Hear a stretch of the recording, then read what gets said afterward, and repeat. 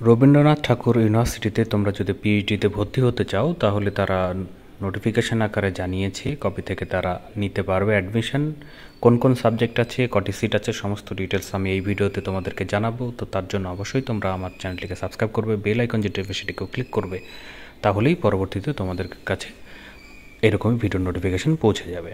তো বন্ধুরা, তাদের অফিসিয়াল ওয়েবসাইটে চলে আসলেই এরকমভাবে নিচের দিকে তোমরা নোটিশ সেকশানে এই যে পিএইচডি অ্যাডমিশন এর নোটিশটি তোমরা দেখতে পাবে। এখানে ক্লিক করলেই একটি পিডিএফ তোমাদের সামনে ওপেন হবে।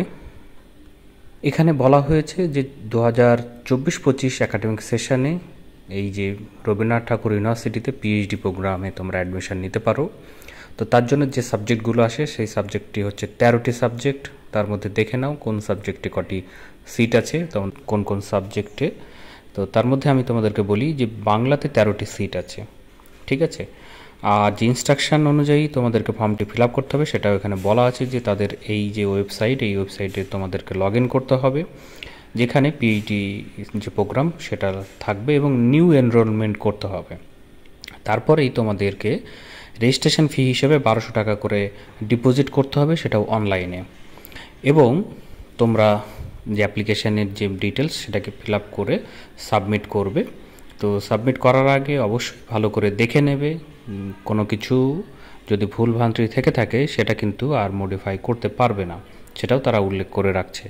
এবং যে সাবমিটটা করবে, সাবমিট করার পরে সেই ফর্মটিকে তোমরা পিডিএফ ফরম্যাটে সেভ করে রাখবে এবং প্রিন্ট আউটও করে রাখবে, পরবর্তীতে সেটা কাজে লাগবে। তো এখানে যে ডেট তারা দিয়েছে 15ই সেপ্টেম্বর থেকে অনলাইনে তোমরা ফর্মটি ফিল আপ করতে পারবে, লাস্ট ডেট হচ্ছে 30শে সেপ্টেম্বর, ঠিক আছে। এবং পরবর্তীতে তারা আপ টু ডেট দিতে থাকবে, তার জন্য তাদের অফিসিয়াল ওয়েবসাইটটিকে তোমরা ফলো করবে এবং সেটাও তারা ফার্স্ট উইক অফ অক্টোবরেই আপডেট দেবে। পরবর্তীতে কোন ডেটে তারা এক্সাম নেবে, কোন ডেটে ইন্টারভিউ নেবে, সমস্ত ডিটেলস তারা দিয়ে দেবে। তো অবশ্যই তার আগে তারা নোটিফিকেশন দিয়ে জানিয়েছে যারা ইচ্ছুক ক্যান্ডিডেট আছো তারা অবশ্যই এই নোটিফিকেশনের পরে প্রিপারেশন নেবে, কীভাবে অ্যাডমিশন নেওয়া যায় তার প্রস্তুতি নেবে। যদি কোথাও কোনো দরকার হয় অবশ্যই কমেন্ট বক্সে কমেন্ট করবে, আমি কমেন্ট করলে তোমাদেরকে সেখানে আমি এই বিষয়ে আরও তথ্য দিয়ে সাহায্য করব। তো বন্ধুরা, এই ভিডিওতে তাহলে এটুকুই, তোমাদের সঙ্গে দেখা হচ্ছে পরের ভিডিওতে। ধন্যবাদ।